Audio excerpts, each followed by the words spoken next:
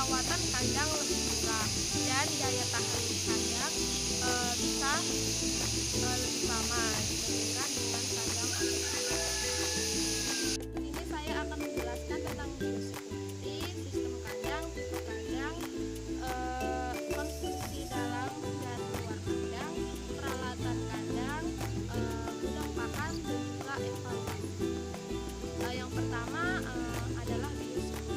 Biosecurity merupakan semua tindakan yang dilakukan untuk mencegah terdapatnya penyakit yang menyebar di dalam peternakan ataupun di luar peternakan.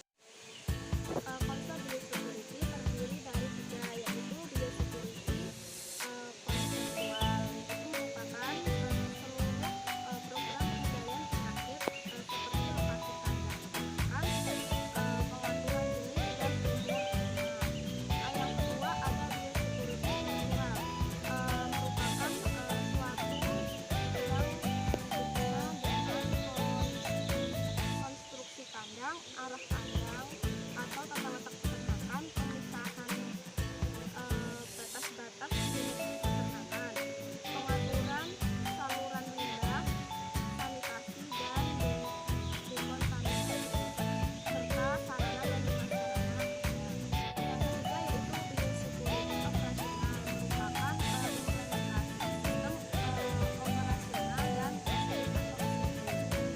yaitu manajemen untuk pengendalian penyakit. Kegiatan operasional biosecurity meliputi sanitasi, desinfeksi, dan isolasi. Pada peternakan ini menerapkan biosecurity yang pertama adalah mengisolasi ayam yang sedang sakit agar tidak menulari dengan ayam yang sehat. Yang kedua, penyemprotan disinfektan pada kandang.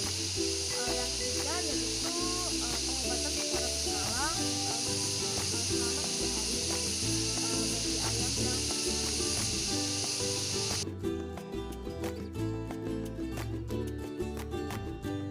Pada peternakan ini merupakan sistem kandang semi closed house, yaitu peralihan dari kandang open house ke kandang closed house.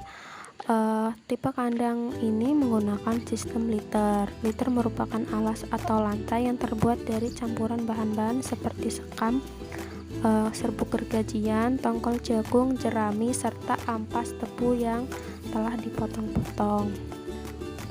Keuntungannya yaitu biayanya relatif rendah, menghilangkan bau kotoran jika litter kering akan mempermudah membuang kotoran.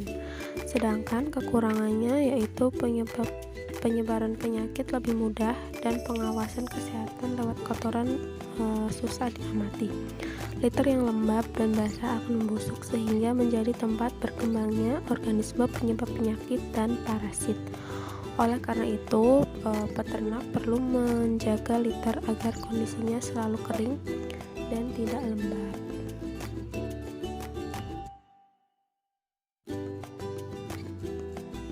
Ada konstruksi luar kandang. Yang pertama adalah atap kandang. Pada peternakan ini menggunakan tipe atap, tipe gable. Jenis atap ini digunakan untuk ukuran kandang yang kecil dan jumlah pemeliharaan unggas yang sedikit. Kandang yang memiliki lebar lebih dari 4 meter tidak cocok untuk menggunakan atap jenis ini. Bahan atap kandang menggunakan seng.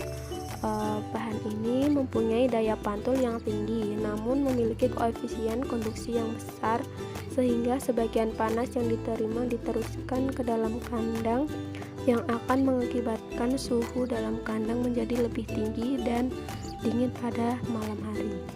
Yang kedua yaitu dinding kandang. Pada peternakan ini menggunakan dinding dari bahan bambu dan tirainya menggunakan bahan terpal. Tirai kandang ini memiliki fungsi untuk melindungi ayam dari gangguan luar kandang, mencegah tetesan air hujan masuk ke kandang, mempertahankan temperatur kandang, dan menjadi ventilasi darurat pada saat kipas mati.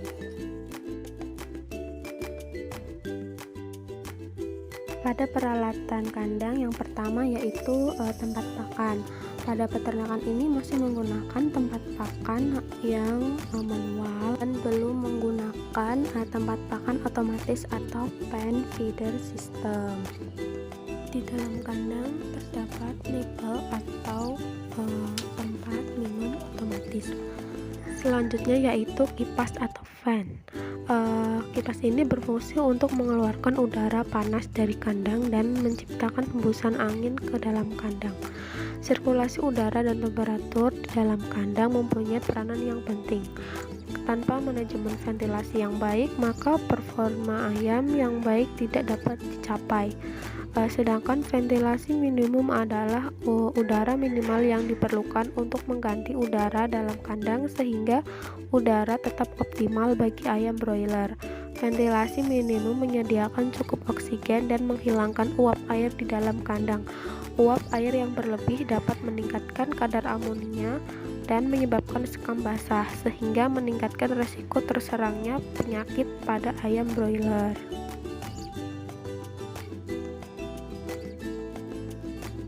Pada peternakan ini, konstruksi bangunannya cukup baik, mulai dari atap kandang dengan tipe gable dan bahan seng, sehingga cocok digunakan karena kandang tersebut berada pada tempat yang teduh dan juga merupakan dataran tinggi. Selanjutnya, peralatan kandang yang digunakan pada kandang semi closed house ini sudah cukup lengkap, yaitu mulai dari nipple drinker, kemudian fan atau kipas yang berfungsi sebagai pengatur ventilasi udara. Kemudian peternakan ini masih menggunakan tempat pakan manual, bukan otomatis, sehingga dapat menyebabkan kesalahan manusia atau human error. Pada peternakan ini tidak mempunyai gudang pakan, sehingga pakan ayam broiler dapat terjadi penurunan kualitas ataupun kerusakan pakan karena kurangnya penanganan yang tepat.